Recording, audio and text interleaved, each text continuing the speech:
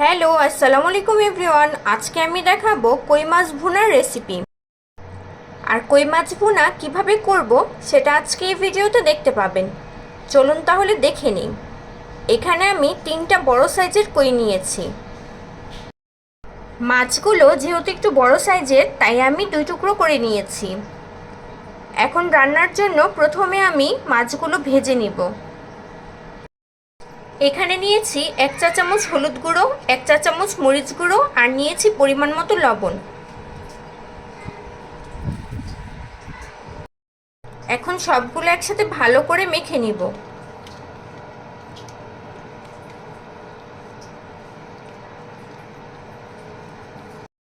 মাছগুলো ভালো করে মেখে নিয়েছি। এখন গরম তেলে ভেজে নিব।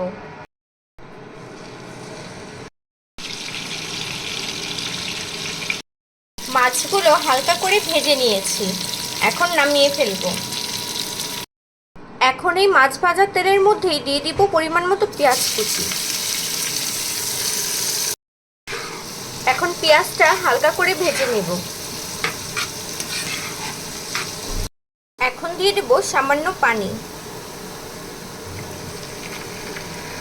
দিয়ে দিব পরিমাণ মতো লবণ।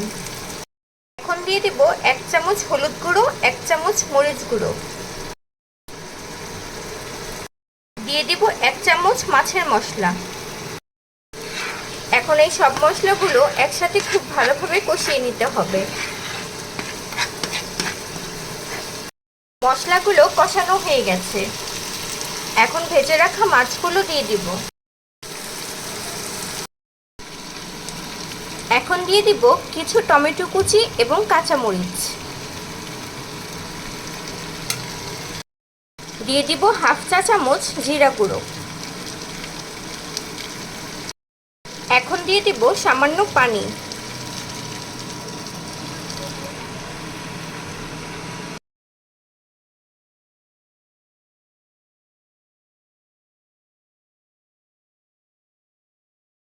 এখন 10 মিনিটের জন্য ঢাকনা দিয়ে ঢেকে রাখবো। চুলার তাপটা মিডিয়াম আঁচে রেখে তরকারিটা আমি জাল দিয়ে নিব। 10 মিনিট পর ঢাকনা খুলে দেখে নিব।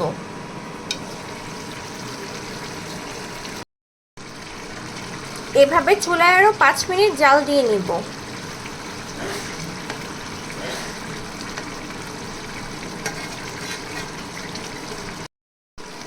এখন কিছু ধনেপাতা কুচি দিয়ে নামিয়ে ফেলব।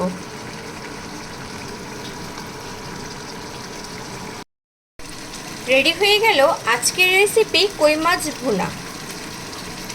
এখন নামিয়ে পরিবেশন করে নিব।